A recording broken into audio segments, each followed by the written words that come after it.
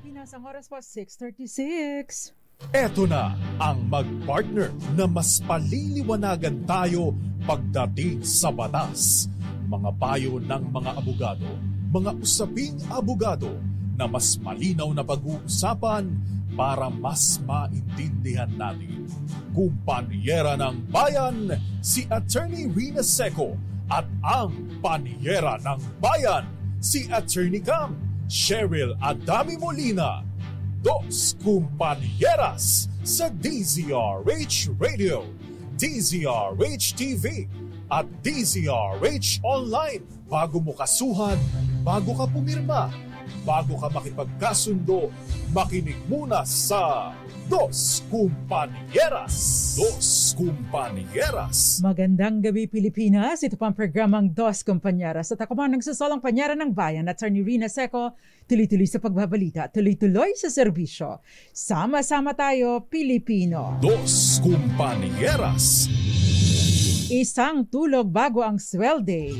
Pero may namumuro pa rin pong good news dahil katiting lang ito. Pero magkakaroon po ng rollback sa presyo ng produktong petrolyo bukas, araw ng Martes, April 30, sweldo. Sa anunsyo po ng oil companies, may tapyas na 25 centavos ang bawat litro ng gasolina habang may bawas presyo din na 45 centavos ang kada litro ng diesel. May rollback naman na 90 centavos sa bawat litro ng kerosene. Epektibo po ang oil price rollback ng mga kumpanya ng langis alas 6 ng umaga. Bukas. Dos Kumpanieras. Bukas na magpagasolina magpakarga, no? Maliban na lang kung kayo ay maagang papasada, pagkatapos ay wala na talaga, empty na, ay sorry na lang. Konti lang muna ang ipakarga, po. Dos Kumpanieras. Napakainit po ng panahon. Mas mainit pa, mas hot pa kaysa dun sa tinitingnan mo ng kakaiba. Ang init po talaga ng panahon, kaya always hydrate po, Pero maganda po ang ating talakayan tonight dahil sasabihin ng iba dyan, lagi namang maganda ang talakayan mo. Kapupulutan po ng aral para kasi tayo tayong lahat ay may kanya-kanya tayong mga barangay at kapag barangay ang pinag-usapan, yun po mga problema natin sa ating mga kapitbahay, doon natin lagi idinudulog, no? Pero paano naman kung ang problema mismo ninyo ay hindi kapitbahay, kundi ang mga taga-barangay? Dos Kumpanieras. Andyan po yung reklamo na si Kap may kinikilingan, si Kap bigla na lang pinagiba yung bakod ninyo dahil hindi siya makadaan, o kaya si Kap hindi umaaksyon sa mga reklamo ninyo, o kaya naman po ayaw kayo issuehan ng certificate of file action dahil kamag-anak pala niya yung inireklamo ninyo sa barangay. Dos Kumpanieras. Kaya naman, sa mahabang panahon na, ay tinalakay po natin paano magsampa ng kaso na dumadaan pa sa barangay. Ngayon, paano magsampa ng kaso sa abusadong opisyal ng barangay, where we are referring to yung mga elected officials po ng barangay. Dos Kumpanieras. Kasi I understand sa 2025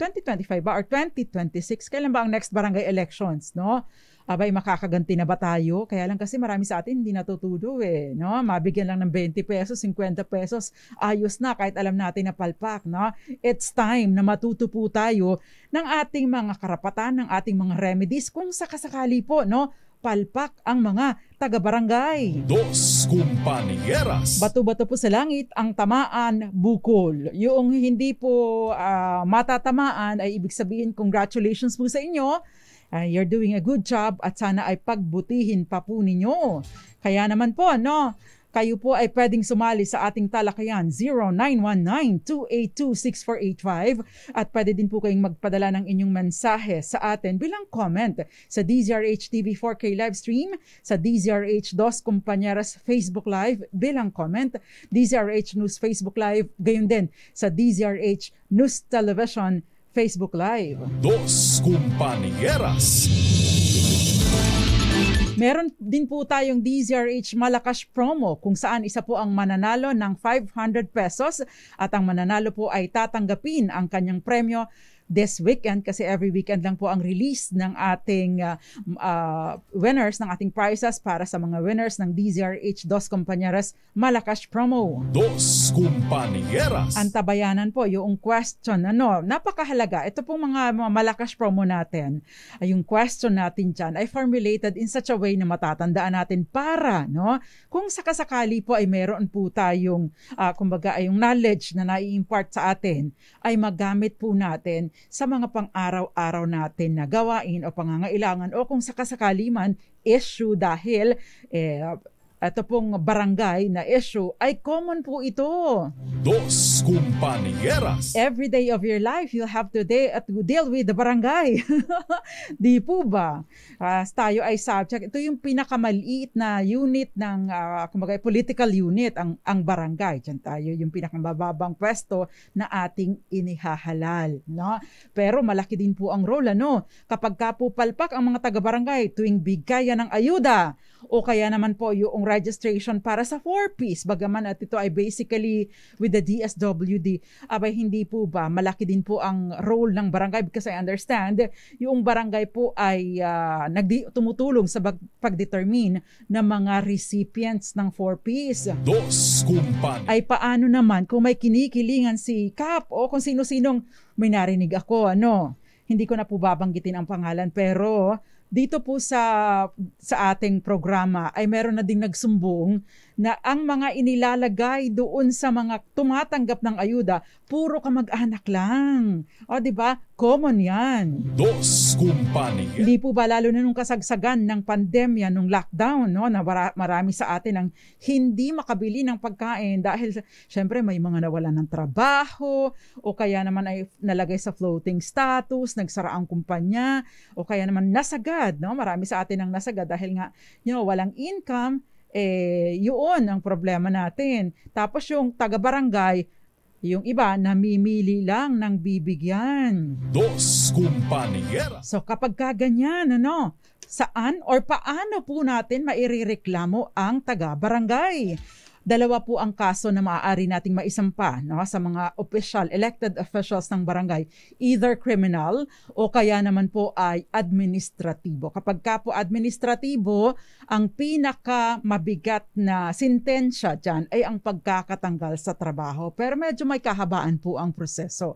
Kapag ka naman po kriminal na kaso, yan po syempre ay may kasamang kulong, multa at meron ding maari ding magtuloy-tuloy sa disqualification na kumandidato pa uli o mapwesto sa anumang ma-appoint sa anumang pwesto sa gobyerno. Dos Compañeras. Sabi nga ni Nag-LA, namimili ng tutulungan yung isa sa barangay chairman namin na imbag-arabi, Madam Grace Recta, of course ang ating online PA nag-a-assist po sa lahat, itong si Miss Gael Enriquez, ganyan si Kenneth Arevalo, si Alexis Tiger, Wilfredo Sinense, Ma'am Violeta, hindi po kayo late, Ma'am Violeta Montecalvo Zambrano, si Ngoyong Montes, Marilu Di Guzman, Kenneth Arevalo, Marina Cruzado Fababaer, Ma'am Chara Abraham, si Ma'am Chara isa pong writer, may sarili siyang book, pwede po ninyong bilhin. Check her Facebook page.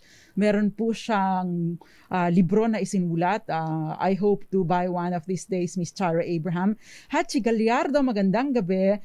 Wilma Revilla Alarcon. At syempre, si Mami Belen Rivera Joel, Tan Renato C., Josephine Garimbao dyan sa Michigan, si Tita Ami Miraflor Garcia, Eduardo Narvaez, magandang gabi sa iyo.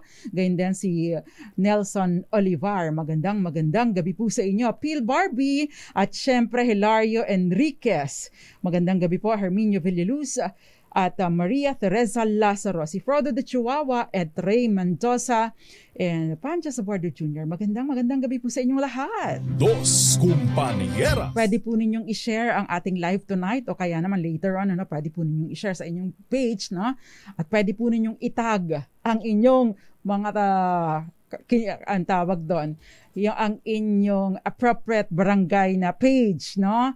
Yung official page ng inyong barangay. Kasi I understand ang mga barangay, mga LGUs po ay meron na rin kanya-kanyang mga official na page. Dos Compañeras. Makakatulong po ito para ma-push din sila mag-function ng maayos at magawa ang kanilang mga tungkulin. Again, gusto ko pong i-remind sa inyo na ang paghingi po ng pag-demand ng tamang serbisyo sa mga opisyales ng gobyerno ay hindi lang po natin karapatan. Tungkulin din natin ito sa bayan. Bakit? No? Kasi pinupush natin sila na umaksyon or gumawa ng tama bilang mga opisyal ng gobyerno. Dos Compañeras. Okay. So kailan ba maaring kasuhan ang isang elected barangay official? Sinasabi po yung disloyalty sa republic, yung hindi honest o hindi ay nagtatraidor sa republic, culpable violation of the Constitution, o kaya pang aabuso or abuse of authority, which is very common, o kaya yung mga kasama na din po ito yung unauthorized na absence without valid reason for 15 consecutive working days. O kaya naman habang si Kap or si Kagawad official ninyo biglang nag-apply ng foreign citizenship. Ibang usapin po kapag dual citizen na noong umupo, no?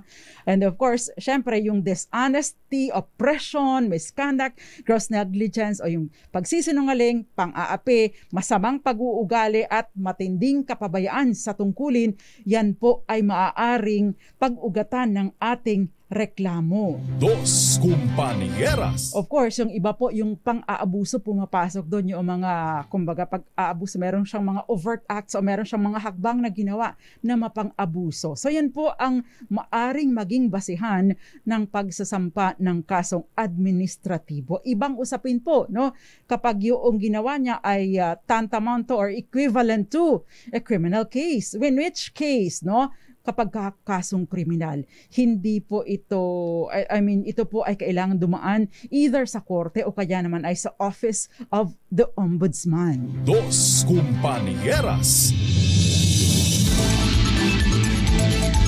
Okay, sabi ni Phil Barbie, magbasa na ng mga batas ang mga barangay officials. Actually, dapat lamang po meron po silang mga training, no, na kinakandak ang DILG, no, para po tulungan na maging maayos ang pagsiservisyo ng ating mga barangay officials. Yun nga lang, yung iba kasi, no, papasok sa gobyerno, kung kailan nakapasok, saka pa lang mag-aaral, which is sad, no?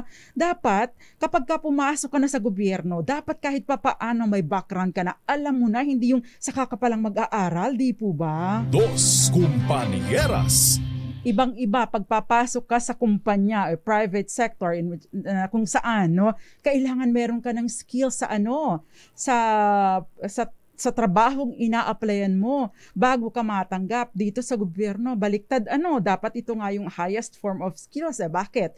Kasi magsiservisyo publiko Taong bayan, ibang level ng serbisyo ang kinakailangan, ibang level of expectation sa'yo. Dos Compañeras. Anyway, so binanggit na po natin yung mga basihan sa pagsasampa ng kaso o reklamo para sa mga opisyal ng gobyerno. Paano nga ba magsampa ng kaso? Ayan. Importante po, no, na tayo ay alam natin kung ano yung specific na violation na ginawa ni Kap o ni konsehal, no? Dahil maari po kapag ka-administratibo, maari po tayong pumunta, no? Yung iba kasi pumupunta dun sa ethics committee ng barangay, pero mahirap po kasi magsampa ng reklamo dun Bakit? Sila-sila din yun Sila-sila yung magkakasama dun So, malamang walang mangyari sa reklamo mo. Dos Compañeras. So, maari kang pumunta doon sa city or municipal council, no? So, yun po. Pero ipagpapatuloy po natin yan sa ating pong pagbabalik dahil it's time for a short commercial. Magandang gabi po muna sa iyo, Benjamin Cuaderno. Gayon din kay Daddy Roel Resio, sabi niya may problema pa ang internet namin dito sa office kaya hirap mag-connect.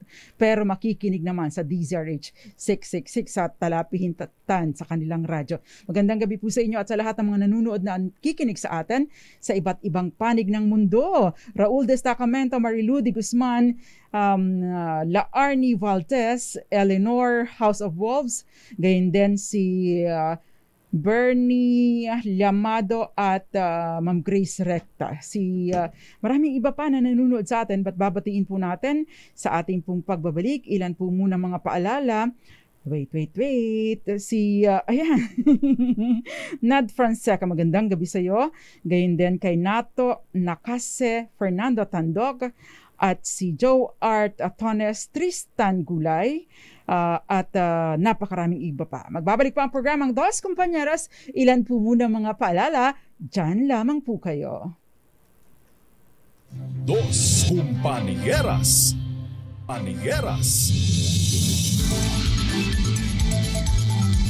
78 days before our 85th anniversary. At nanonood pa rin po kayo ng programang Dos Compañeras, 77 daw.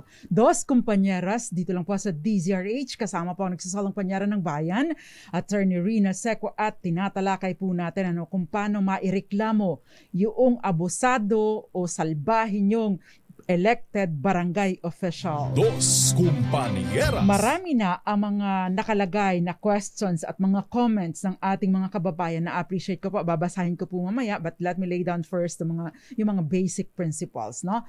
Importante po kapag ka po kayo magsasampa ng reklamo, unang-una pwede po kayong tumuloy. Huwag nyo nang idaan doon sa barangay. Bakit? No? Sila rin po magtataki pa ng mga yan. Maliban na lang kung magkakalaban. Hindi po ba?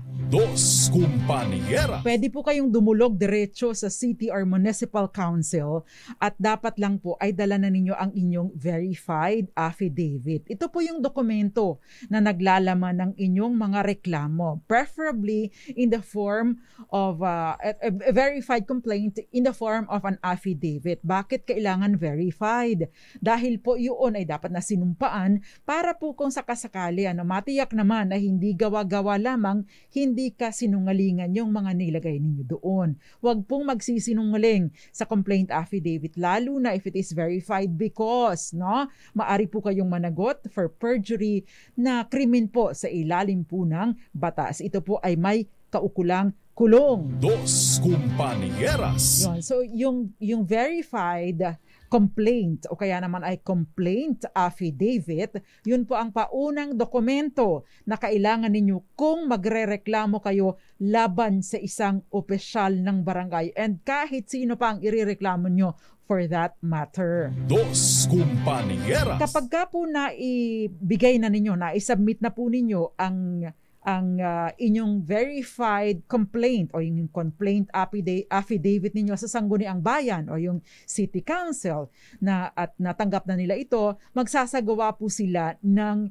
kaukulang investigasyon. Pwede po nilang, kung halimbawa may makita silang probable cause, magbigay sila ng directive sa mayor, sa alkalde, para po sa ilalim sa preventive suspension ang isang opisyal ng barangay. Dos Compañeras. Of course, ito pong suspension na ito ay preventive lamang. It cannot go beyond 60 days, Pero kung marami pong kinahaharap na administrative complaints, si CAP o kaya ang barangay official, maari po itong lumagpas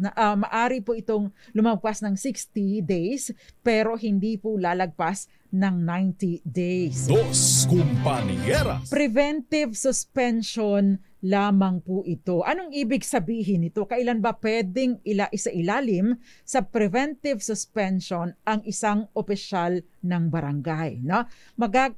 Isasailalim lamang po siya kung available itong tatlong circumstances na ito. Una, siya po ay nabigyan na ng pagkakataon na sumagot, nakasagot na siya. Or, halimbawa po yung palugit na ibinigay sa kanya para sagutin ang reklamo ay dinedma niya at natapos na po yung palugit na yun, at hindi siya nagbigay ng kanyang sagot, maari po siyang sa ilalim sa preventive suspension. But wait, there is more. Dapat po medyo naman malinaw o malinaw ang, kumbaga, strong yung ebidensya, yung mabigat ang medyo may kabigatan yung ebidensya sa kanya. Nakatipong kapag idinulog sa korte ay tatayo po ang ebidensya na ito at maaring maging basihan para sa conviction. At syempre, kung ang patuloy po na pagpasok ni Kap o ng barangay official na inirereklamo ay maaari maka-impluwensya sa isinasagawang investigasyon. So ibig pong sabihin, maaari ka siyang makakuha ng mga ebidensya, mga papel doon sa barangay, o kaya naman ay pwede niyang baka i-intimidate niya yung mga testigo, o kaya naman ay mangako siya ng kung ano-ano na, wag ka na lang mag-testify para sa akin, bibigyan kita ng additional allowance o bibigyan kita ng ganito. O basta sikreto na lang ito, may commission ako sa ganito. So maari po yun. Yung tatlo na yun, kapag ka po available yung tatlo na yun, pwede nang isailalim sa preventive suspension si Kap or ang opisyal ng barangay na inireklamo. Dos Compañeras. By the way, kung halimbawa po na napatunayan o batay po sa investigasyon,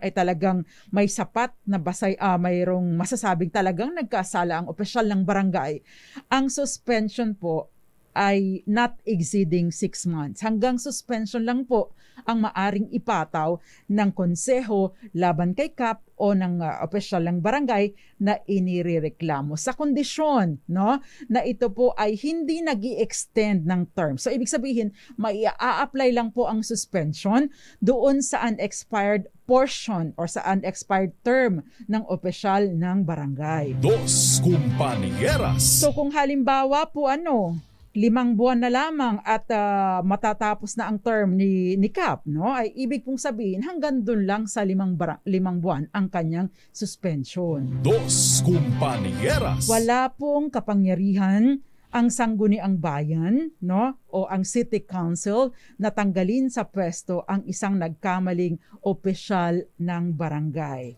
By the way, hindi po nagkakandak, meron din pong prohibition sa pagkakandak ng investigation within 90 days prior to the next election. So, ibig pong sabihin, kung halimbawa po ay mag-i-eleksyon ng Oktubre, halimbawa lang, mag-count po kayo ng 90 days, yun pong pabalik na yun ay hindi na maaring mag-conduct ng investigation ang council. Dos Compañeras.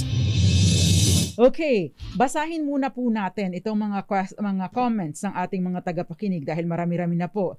Sabi, sana po si Nad Fonseca, sana po ay magkaroon ng strict screening for barangay elections dun sa mga humahabol or barangay captain, mostly kahit sino na lang, walang alam sa Philippine law. Kasi yung habol lang, sweldo. Yung mga barangay kapitan po sana 2 times na or na lot last elections, banned na from running kasi marami kasi sa kanila corrupt, no brain, lazy at disqualified, pati mga ex-kagawad na humahabol dapat banned na. Okay.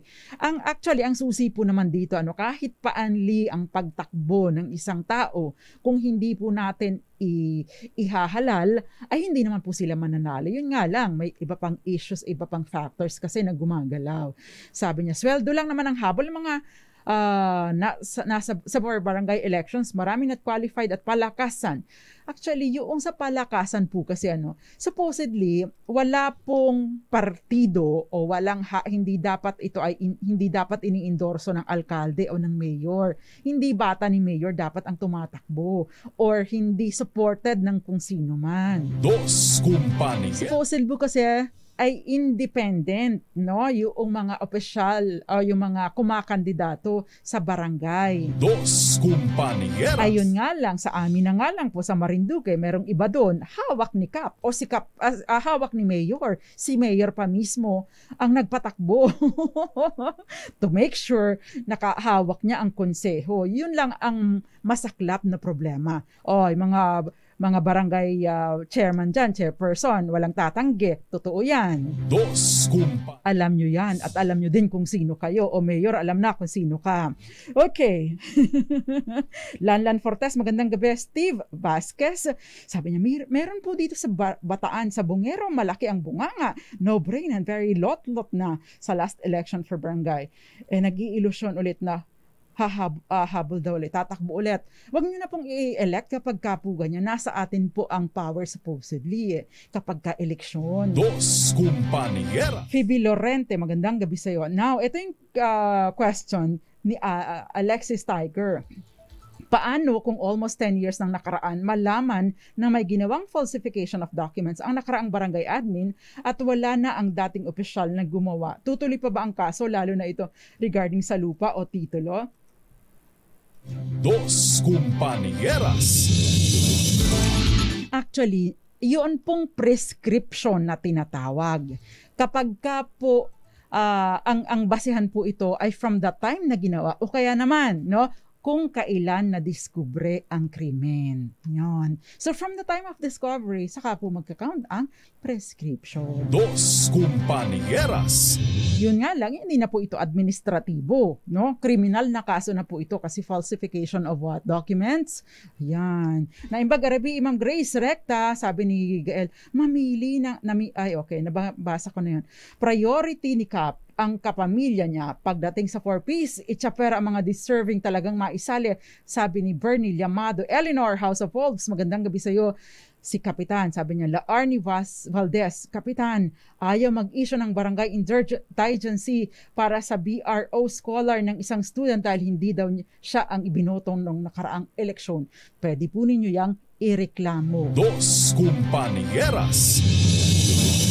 May mga bumubuo ng barangay na kahit hindi magkadugo o magkamag-anak, instantly nagiging magkamag-anak, nagkakaisa sa kurakot. Sabi ni Miss Marilu de Guzman. Dos Compañeras. Ang sakla po, ano? Anyway, ang question po ni Cecil, pwede po bang magkaso sa barangay na ayaw mag-issue ng certificate to file action kahit ilang beses na pong nag-fail ang arigluhan? Anti-Graft and Corrupt Practices Act, pwede po yan sa ilalim po ng Section 3E ng Republic Act 3019, no? Yung kapag kapugan, kasi nagli-lead yun ng damage, diba? Hindi kayo makagalaw dahil requirement sa pagdating sa korte na meron kayong certificate to file action doon sa barangay. Dos Compañeras. Attorney, pag hindi po nasipot sa patawag sa korte ay may kulong po ba sa hindi pagsunod sa korte?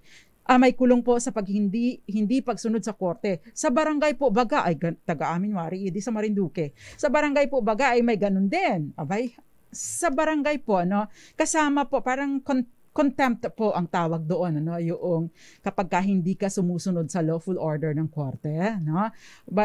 Same power po, ano, ang na-exercise ng ating Senate at ng Congress, kaya napapansin po ninyo kapag hindi sumisipot and nasa site na in contempt, no? Dos Compañeras.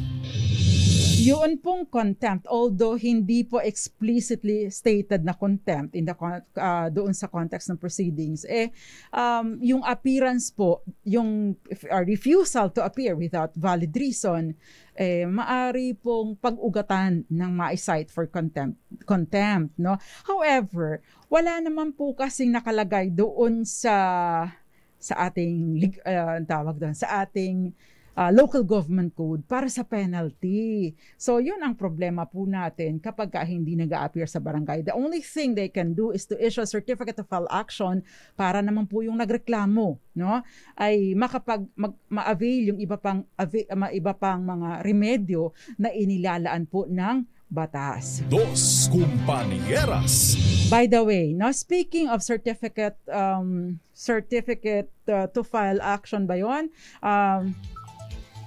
At saka yung mga clearances na dapat na ini-issue po ng barangay, at syempre itong certificate of indigency kung totoo nga po kayong indigent. Kasi kapag hindi naman po kayo indigent at nanghihingi po kayo ng certification, mahirap po kayong mabigyan noon. Dapat po hindi naman nagsisinungaling ang taga-barangay. Now, yun pong ARTA law, yung ARTA, Anti-Red Tape Act, no?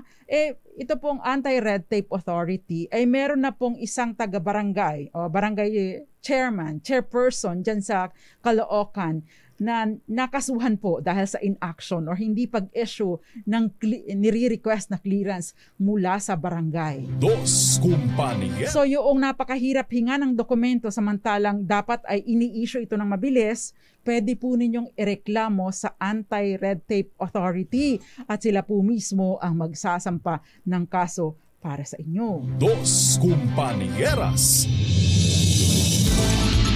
Sharon Cabanlit, magandang gabi sa iyo. Listening while driving, eyes on the road, and your hands on the wheel.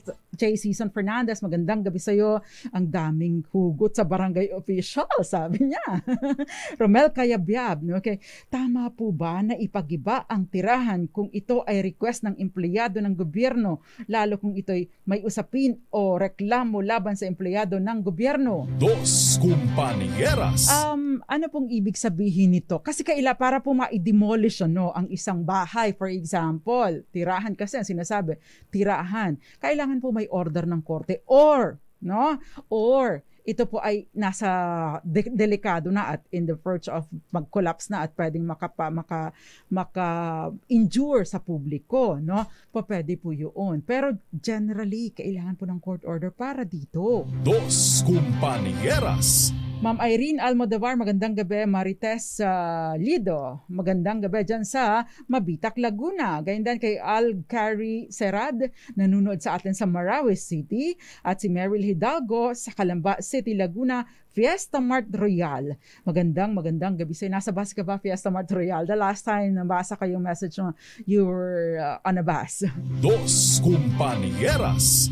Magandang gabi din po sa inyo, Aida Villa, ganyan din Edgardo Osorio, Hilabi, Cristina Shina, Rizaldi Lorenzo, ganyan din Eli Galsote, Annalyn Anuran, at mga taga Molino Bacoor, magandang gabi po, Ma'am ba kayo or Sir Eli, magandang gabi. Adol Urban, magandang gabi sa iyo, Lanlan Fortes, at Ginoong Mang Mar Urbano, magandang gabi po sa inyo dyan sa Bulacan. Dos Compañeras. Din po ang Office of the Governor ni Governor Daniel Fernando dyan sa Laguna, sa Bulacan. Magandang gabi po sa inyo. Marife Ambrosio Mendoza na imbag arabi isayo. At Boboy Puertos, sabi niya, maayong gabi, pinanunood habang nangingisda dito sa laot ng Puerto Princesa City sa Palawan. Magandang gabi po sa inyo. Dos Compañeras. Okay, may next question dito.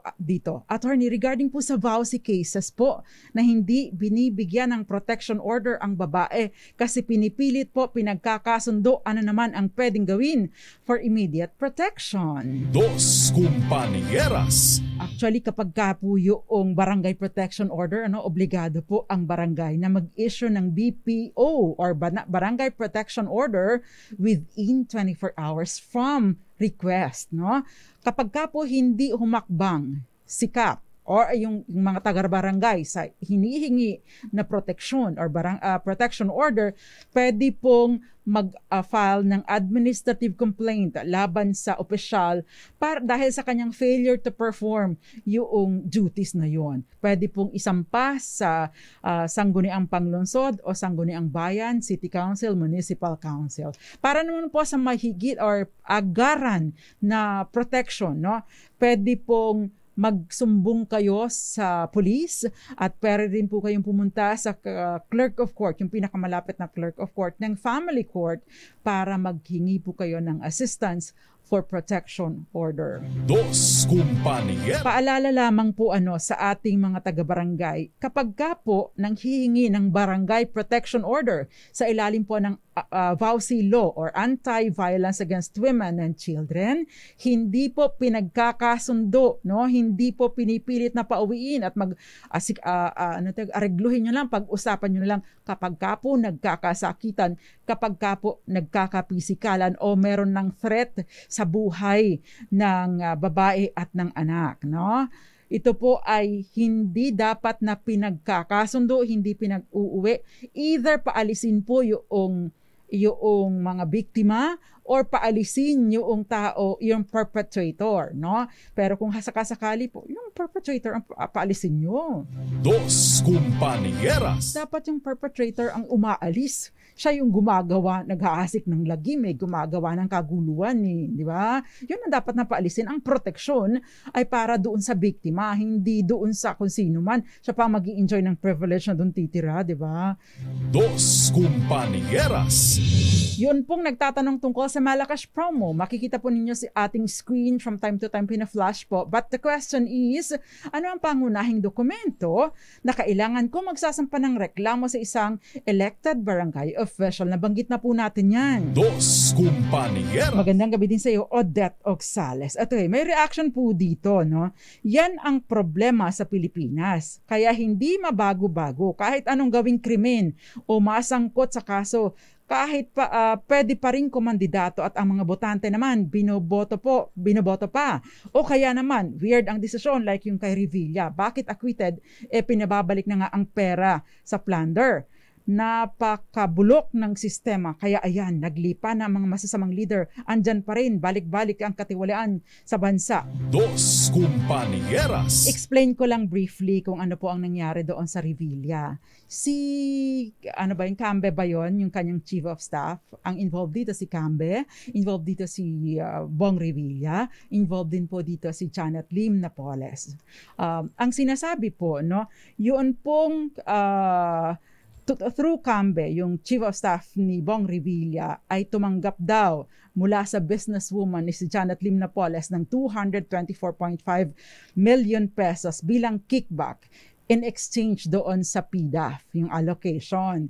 No? At ang sinasabi, yun daw po ay sa pamamagitan, imposibleng magawa ito ni Cambe kung walang pahintulot or walang knowledge at pahintulot ni Bong Revilla. Dos Compañeras. Kaya lang, ang sinasabi po, hindi kasi napatunayan beyond reasonable doubt. Ang sinasabi po kasi, para ma-convict ang isang tao, dapat ay proof beyond reasonable doubt.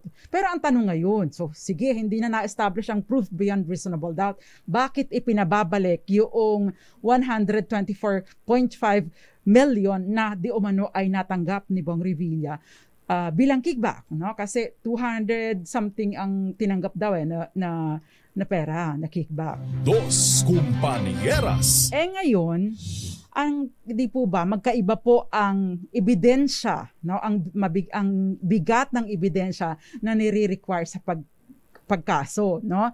Kapag ka po criminal case, proof beyond reasonable doubt.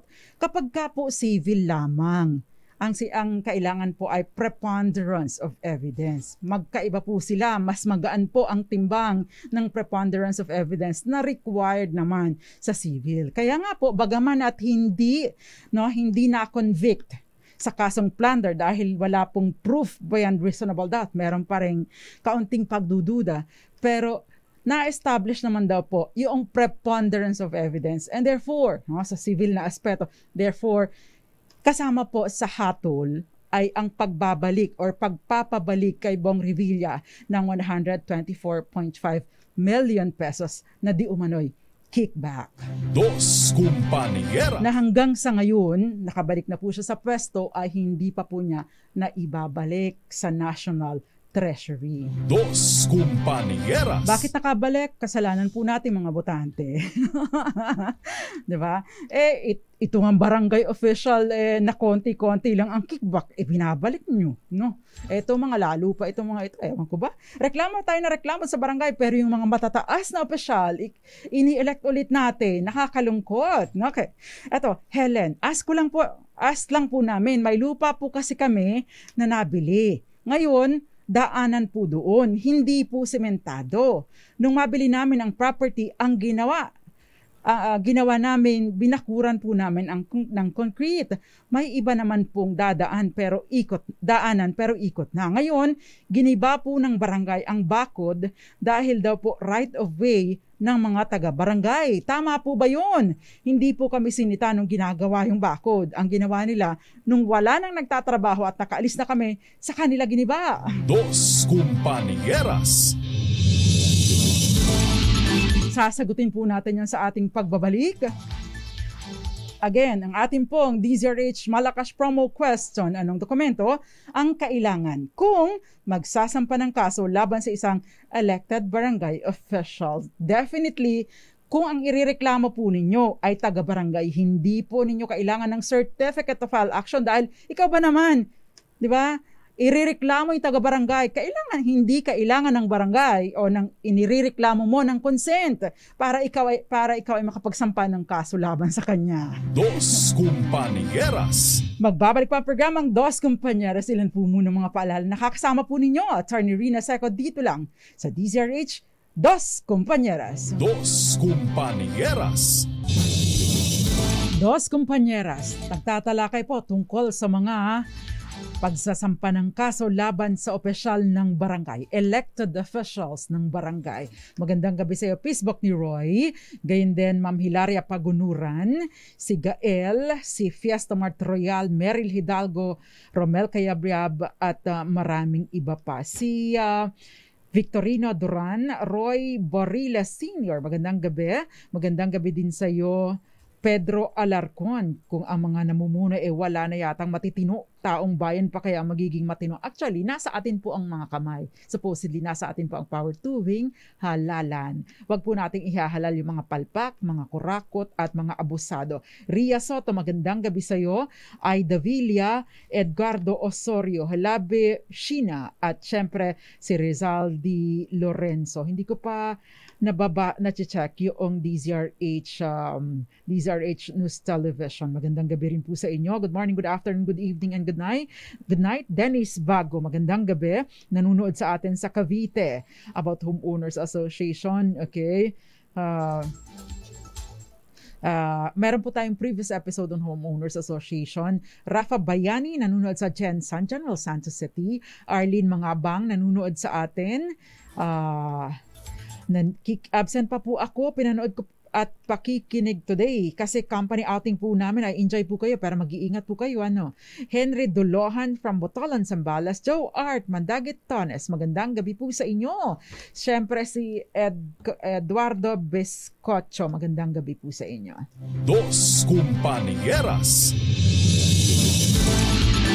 Okay, kanina ay binasa po natin yung question ni Miss Helen dahil meron siyang lupa na nabili tapos ay dati na itong daanan. Kasi ito naman po ay hindi naman po siya intermittent lamang, hindi talaga siya established na right of way kung hindi po ito registered. Anong ibig sabihin? Kasi ang right of way po ay ipinarehistro. Nakalagay po, naka-annotate po ito doon sa likod ng titulo ng lupa para po malipat man ng pagmamay-ari ay nagpapatuloy po yung easement or yung right of way. Dos Compañeras. Kung wala pong ganito at hindi po established, pagbibigay, kumbaga ay kawang loob na lang or magandang loob na lang ng nagmamay-ari, pwede po itong ipasara talaga, no? Kung kayo po ang may-ari nito at hindi established or hindi legal ang easement. Dos Compañeras. Pangalawa, ang tanong po, yun po bang construction ay meron pong permit?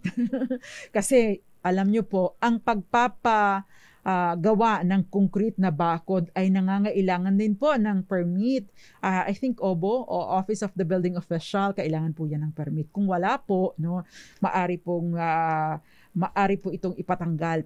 Sunod na punto po, kapag ka po in danger, maaring magdulot ng pinsala. Halimbawa po hindi maayos dahil nga po walang permit. There is a presumption na ito ay maaring magdulot ng pinsala kung ito pa ay walang permit. So maari po itong ipatanggal, no? Ipatanggal talaga. Especially kung meron pong ordinansa na na-enact dyan sa inyong city or municipal council na nag-authorize po sa barangay official or sa barangay, no? Na i-abate po ang easement at gayon din i-authorize sila kung mga illegal po o walang permit ang mga structures na itinatayo. Dos Compañeras. So hindi ko po masasagot ng diretso. Pero meron pong kasing kaso yung Giangan case halos pareho po ang nangyari except na ito ay binakuran yung tabi ng bahay nila na nasa beachfront po kasi yung property nila nanalo po yung mga opisyal ng barangay doon sa kaso. So sa iyo naman ito ay easement at ito ay private property pero tingnan din meron po bang inscription doon sa inyong title bilang bahagi ito ng legal easement. Dos O Kumpanya. merong easement of right of way. So, nagmamatter po doon. Okay, meron pong question dito. Halimbawa po ay, ito, question. Attorney, ano po ba ang role ng ombudsman sa kaso? No? Ang ombudsman po, doon po ninyo isasampa ang kasong, pwede po kasi sa korte, pwede din po sa ombudsman, ano, yung function, yung hindi po ay yung krimen o hindi po pagganap ng kaso o ng function ng isang barangay official, pwede pong isampang kaso sa Office of the Ombudsman. Usually ito po ay criminal, no? Violation na ito ng ang tawag doon, RA 3019, Ethical Standards for at saka yung Anti-Graft and Corrupt Practices Act. Dos Kumpanya. Tumatanggap ba ng anonymous complaint ang ombudsman? No, hindi po pwede ang anonymous. You know?